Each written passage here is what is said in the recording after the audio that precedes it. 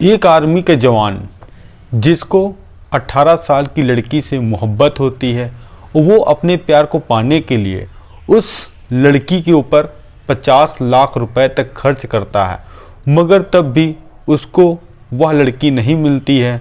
और फिर एक ऐसा खुलासा होता है जो वाकई में हैरान और परेशान कर देने वाला था कि आखिर उस 18 साल की लड़की और उस आर्मी के जवान के बीच ऐसा क्या हुआ जो वाकई में हैरान और परेशान कर देने वाला था। नमस्कार, मेरा नाम रवि है। मैं आशा उम्मीद करता हूँ आप लोग बहुत अच्छे होंगे, जहाँ कहीं भी होंगे सुरक्षित होंगे।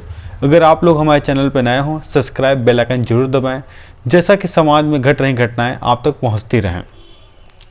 यह सच्ची घटना चालू होती है उत्तर प्रदेश का एक ज़िला है मेरठ। यहाँ पर एक माता पिता और उनका एक 15 साल का बेटा रहा करता था।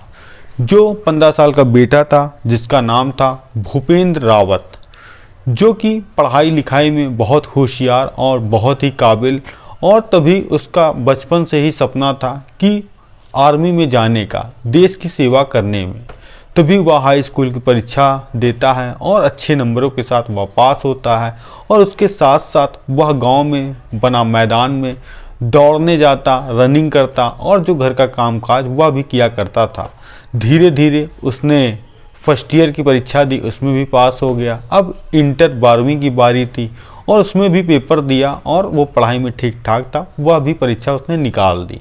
अब उसको इंतज़ार था आर्मी में भर्ती होने का और देश की सेवा करने का। तभी पता चलता है कि आर्मी में फुली भर्ती आई है, जिसमें कि दौड़ने के बाद नौकरी मिल जाएगी और फिर फिज़िकल होगा, और उसमें भी वह पास हो गया और किस्मत ने साथ दिया। उसने वर्दी पहन ली और फिर पोस्टिंग के लिए उसको मिला लेह लद्दाख।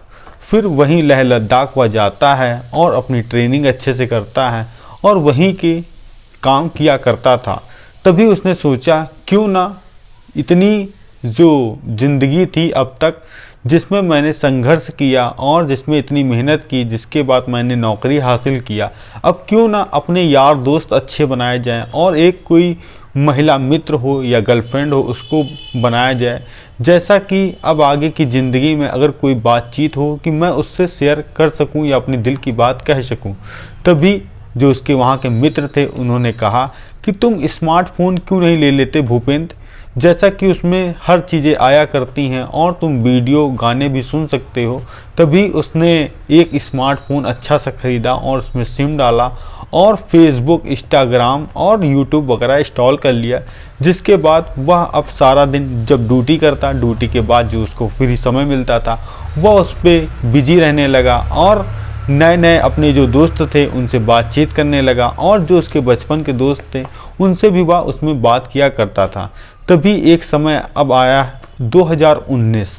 तभी उसके मन में ख्याल आया क्यों ना अब मुझे शादी कर लेनी चाहिए, क्योंकि मेरी एज भी 23 से 24 साल हो गई है और माता पिता भी बूढ़े हैं, क्योंकि उनकी भी सेवा घर पे हो जाएगी, क्योंकि बहू आ जाएगी तो ताज़ा खाना उनको बना के देगी, जैसा कि मैं तो ज़्यादातर बाहर रहता हूँ, और जो उनका स्वास्थ्य का ख्याल भी रखेगी कि दवाई वगैरह भी समय से दे देगी।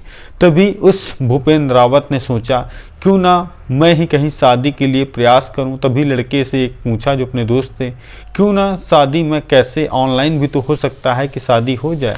तभी उसके दोस्त ने कहा क्यों नहीं तुम शादी.com एक साइट है, वहां पर जाकर अपनी रिज्यूम बना लो और जो बायोडाटा है वो फिल कर दो। अगर कोई होनहार लड़की होगी या तुमको पसंद करेगी वह तुमसे बातचीत कर लेगी, जिसके बाद तुम लोग एक दूसरे की मर्ज़ी से शादी कर सकते हो। भूपेंद्र रावत ने एक अच्छी सी अपनी फ़ोटो क्लिक करी और उसमें अपनी नौकरी के बारे में जिक्र किया और इतना पैसा है और यहाँ का रहने वाला है, सब चीज़ मेंशन कर दी। तभी उसको सब लड़कियाँ रिक्वेस्ट भेजती हैं, जिसमें से वह यह भी देख रहा था कि मेरी जात वाली लड़की जो होगी मैं उसी से शादी करूँगा। तभी एक उसमें नाम आता है, जो लड़की की रिक्वेस्ट आती है उसी आईडी पे, जिसका नाम था भारती रावत, जिसकी उम्र 24 साल और जो कि रहने वाली थी हरियाणा का कुरुक्षेत्र। वह उस पर लिखती है हाय, तो इधर से भूपेंद्र रावत भी लिखता है हेलो। तो वो कहती है लड़की क्या आप मेरे से शादी करने के लिए तैयार हैं? वो कहती है जी हाँ। तभी दोनों आपस में 1-2 दिन चैट करते हैं और वह लड़की भी उससे एड्रेस पूछती, वो भी बताता है मैं भी उत्तर प्रदेश के मेरठ का रहने वाला हूँ। तभी भूपेंद्र कहता है कि यहाँ नेटवर्क वगैरह कम रहता है, क्या आपका नंबर मुझे मिल जाएगा? तो लड़की कहेगी बिल्कुल, आप नंबर मेरा ले लीजिए, बाकी बातें अब उसी पे होंगी। अब भूपेंद्र और भारती का दोनों का नंबर एक्सचेंज होता है और जब दोनों को समय मिलता था तो दोनों एक दूसरे से बात किया करते थे। अब जैसे जैसे दिन बीतता है वैसे वैसे इन लोग की बात भी बहुत गहरी होने लगी। होने लगने के साथ साथ एक दूसरे के प्रति इतना ज़्यादा सुख दुख में साथ होने लगे जैसे मानो पति पत्नी ही मान लिए थे बिना देखे ही। और कभी जब भारती जो थी भूपेंद्र को फ़ोन मिलाती थी, हर चीज़ उससे पूछना कि आपने खाना खा लिया है, कितने बजे सोए हैं और कितने बजे लेटे हैं। और जब भूपेंद्र आता था वो भी एक एक पल पल की जानकारी उसको देता है कि मैं अब यहाँ हूँ, अब मैं यह करने जा रहा हूँ, अब मैं घर आ गया हूँ। ऐसा लग रहा था मानो बहुत ही खुशहाल अब ज़िंदगी कट रही है। तभी कुछ महीने बीतते हैं, तभी भारती कहती है कि मुझे कुछ पैसों की ज़रूरत है। भूपेंद्र कहता है कितने पैसे चाहिए? तो भारती कहती है 1 से 1.5 लाख रुपए चाहिए, मुझे किसी को देना है। मैंने किसी से कर्जा लिया था और मेरे घर वाले देने में असमर्थ हैं क्योंकि उनका पैसा कहीं फंसा है। भूपेंद्र उसने तो सच्ची मोहब्बत भारती से की थी, वह कुछ न देरी करते हुए जो उसने पैसे जोड़ के रखे थे 1 से 1.5 लाख वो भारती को दे देता है। अब फिर से भारती उससे भूपेंद्र से बातचीत करती है। इतना ज़्यादा दोनों क्लोज आ चुके थे कि यहाँ तक कि कपड़े उतारने की नौबत आ गई थी। जब भूपेंद्र को मन होता था तो भारती कपड़े उतारती थी, जब भारती को मन करता था भूपेंद्र कपड़े उतार कर दोनों लोग आपस में रात भर घंटों घंटों बात किया करते थे। और इसी के साथ साथ कुछ दिन और बीतते हैं, तभी भारती फिर कहती है कि मुझे पैसों की सख्त ज़रूरत है और कुछ पैसे चाहिए। तभी भूपेंद्र जो कि उसका पैसा जमा था और जो थोड़ी बहुत ज़मीन थी उसने 3 से 4 लाख भारती को दे दिए और यह बात कह के कि तुम अपनी परेशान ज़्यादा मत होना जब तक मैं हूँ और तुमको कोई परेशानी होने की वजह भी नहीं है। उसको क्या पता था उसके साथ कुछ ऐसा होने वाला है जिसकी उसने कोई भी कल्पना भी नहीं की थी। अब 3-4 महीना बीतता है, तभी भारती कहती मुझे पैसे और चाहिए। तो भूपेंद्र रावत कहता है कि अब मेरे पास पैसे ख़त्म हो गए हैं और तुम इतना पैसा किसको दे रही हो, तुम्हें क्या ज़रूरत है, मुझे पूरी बात खुल के बताओ। तो भारती रावत कहती है अब खुल के मैं तुमको एक बात नहीं एक वीडियो भेजने जा रही हूँ जिसके बाद तुम समझ जाओगे मैं ऐसा क्यों कर रही हूँ।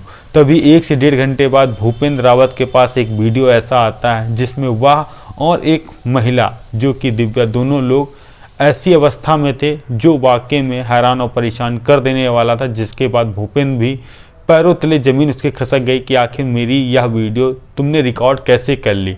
अब भारती रावत कहती है कि तुमने अगर पैसे देने से मना किया तो यह मैं वीडियो तुम्हारे ऑफिस में दे दूंगी, जिसके बाद तुम्हारी नौकरी से निकाल दिया जाएगा और तुम जेल चली जाओगे। जैसा जैसा मैं कह रही हूँ वैसा वैसा करो।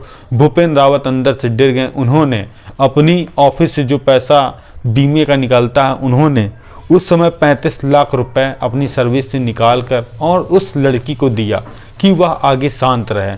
मगर फिर भी धीरे धीरे उसकी डिमांड बढ़ती गई, वहाँ तक भी वह नहीं रुकी। तभी यह कारवां 2020 से चला था पैसा लेने का और 2023 तक चला। तभी एक तारीख एक ऐसी आई 23 अगस्त, यहाँ पर भूपेंद्र जो कि अपनी फौज से छुट्टी लेकर थाने जाते हैं और पूरी घटना के बारे में पुलिस को जानकारी देते हैं। और जानकारी देने के साथ साथ पुलिस वाले भी उस लड़के के खिलाफ अज्ञात धाराओं में केस दर्ज करते हैं और उनको आश्वासन देते हैं कि जिस किसी ने भी आपके साथ घटना को अंजाम दिया है वह जल्द से जल्द पकड़ा जाएगा। यह पुलिस वाले कहते हैं यह आपके साथ हनी ट्रैप का मामला है जिसमें ऐसे लोग ऐसे व्यक्तियों को जाल में फंसाते हैं जिनको लगता है कि मैं इनसे पैसे ऐंठ लूँगी। अगर आपने पहली ही बार में जब उस लड़की ने पैसे मांगे थे तो आप पुलिस की सहायता लेते तो अब तक आपका पैसा इतना बर्बाद ना होता। यह कहानी सुनाने का उद्देश्य हमारा किसी को परेशान करना नहीं है बल्कि आप लोग सचेत करना है। जो आजकल के हनी ट्रैप चल रहे हैं जैसे किसी को वीडियो कॉलिंग करके और सामने वाले की वीडियो को एक ऐसे ऐप से बिल्कुल कपड़े उतार देना और फिर उसी को ब्लैकमेल करना और उससे अनचाहे रुपए ऐंठना जिससे लोग फांसी तक लगाकर आत्महत्या कर रहे हैं। इसी तरह की वीडियो से बचें और अनजान लोगों से भी बचें। सावधान रहें, सतर्क रहें और अपना ख्याल रखते रहें। मिलते हैं हम नई कहानी में नई शुरुआत के साथ। जय हिंद, जय भारत।